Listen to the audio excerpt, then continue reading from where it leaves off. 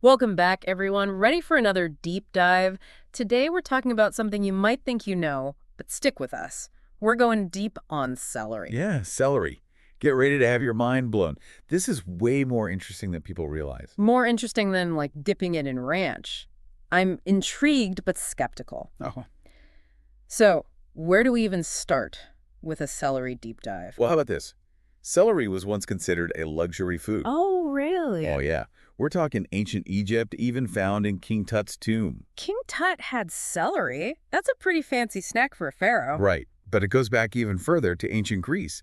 They called it Silenon. And get this, they wove it into funeral garlands, a symbol of death. Whoa, hold on. Funeral garlands. That's not exactly the image that comes to mind when I'm, like, chopping up a salad. Why death? Well, back then, the varieties were different. Darker, wilder, more intense. Imagine a kind of spicy celery, not the mild stuff we're used to. Plus, there's a whole myth about it springing from the blood of a mythical figure. Okay, that's kind of metal. So we went from funeral celery to, well, whatever you call the stuff in my fridge. Was there some kind of celery renaissance I missed? More like centuries of dedicated farmers. They cultivated, honing in on the sweetness, the crispness, those long stalks. And, well, here we are. I can't believe they stuck with it for so long. But I guess it worked. So if ancient celery was so different, what did people even do with it? Besides, the whole funeral thing. It was considered good for you, especially in winter when fresh vegetables were harder to come by. Huh. So from death symbol to wintertime superfood, celery's got range. And that's not all. Ready for another surprise? The stalk, what we usually eat, that's only part of it. The leaves and the seeds, you can eat those too. And they've got a ton of flavor. Wait, the leaves? You mean the part I always throw away? What do those even taste like? Don't toss them out. They've got this nice, subtle flavor, almost parsley-like. You can throw them in soups and stews, even just use them as a garnish. And the seeds, now those are a whole other story. Celery seeds, like the things I'm always picking out of my teeth. You're telling me those have a use? Yep, those tiny seeds pack a punch. You ever had celery salt? Wait, that's from the seeds. I thought that was just like a celery-flavored salt shaker situation. Nope, it's from the seeds. And it's in everything. Bloody Marys, potato salad, you name it. Oh, yeah. I put that on everything. I never made the connection, though. I got that, certain something, and that's just the start. Celery seed essential oil is used in perfumes. And ground celery seed. Man, you can really level up a dish with that. Roast chicken, sprinkle a little bit on there, you won't regret it. Okay, I am learning so much. But what about diet celery? For a while there, it felt like all anyone talked about was how few calories it had. Right. It's true. Celery's not exactly calorie dense. It's like 16 calories per 100 grams. So I could basically live off celery, calorie-wise. So maybe not live off it. You'd be hungry. Yeah. But it is very low calorie. But here's the thing.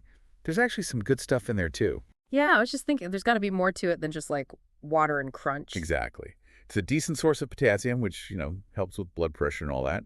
And vitamin K, too, which is important for blood clotting. Okay, so not just empty calories then.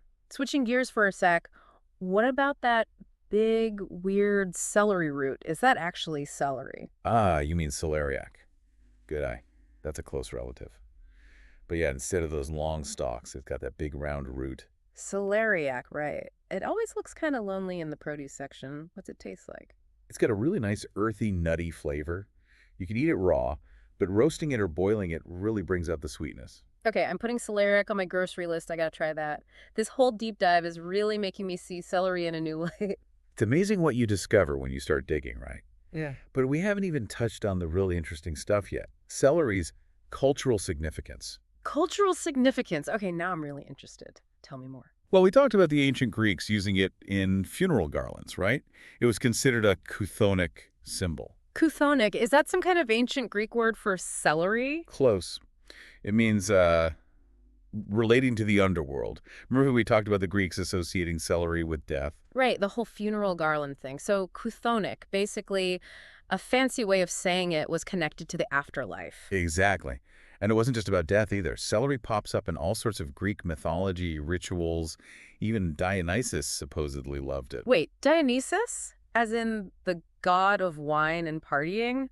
Was celery, like, the life of the party back then? Maybe not the life of the party, but definitely present. It even made an appearance at the Isthmian Games. Those were like their Olympics, right? Did they like give out celery wreaths to the winners? You got it. They actually did crown winners with celery wreaths. Right. Later on, they switched to pine, but still. I mean, pine makes more sense than celery, right? Why'd they even start with celery? Well, celery was a valuable plant back then, hard to grow.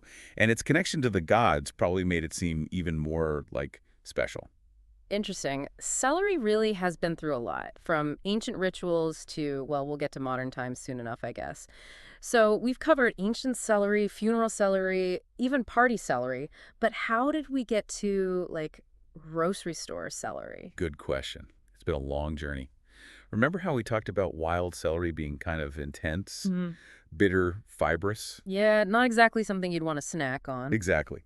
But over time, those dedicated farmers, they kept at it, selecting for the sweeter, more tender celery, the kind with those long, straight stalks we see today. So they basically engineered the perfect celery stalk. Pretty much. Yeah. And as it got easier to grow, well, it went from luxury item to, something everyone could enjoy. So how did it become so popular? Lots of things came together. In the 19th century, new farming techniques made a big difference. It meant farmers could grow more celery, more affordably, and then there was the whole salad craze. Yes. Nothing like that satisfying crunch in a salad. Right. And we can't forget those celery vases. Celery vases, Yeah. vases specifically for celery. Yep. Back in the late 1800s, early 1900s, those were all the rage. Fancy vases made just for showing off your celery. It was a whole thing. Wow. Okay. Celery really was having a moment. It still is. Think about it. Celery salt. That's a staple. Hot dogs, potato salad, even cocktails. True. It's almost like it's hiding in plain sight. We don't always think about it, but it's everywhere. Exactly. And it's not just an American thing either. French cooking, they love their celery.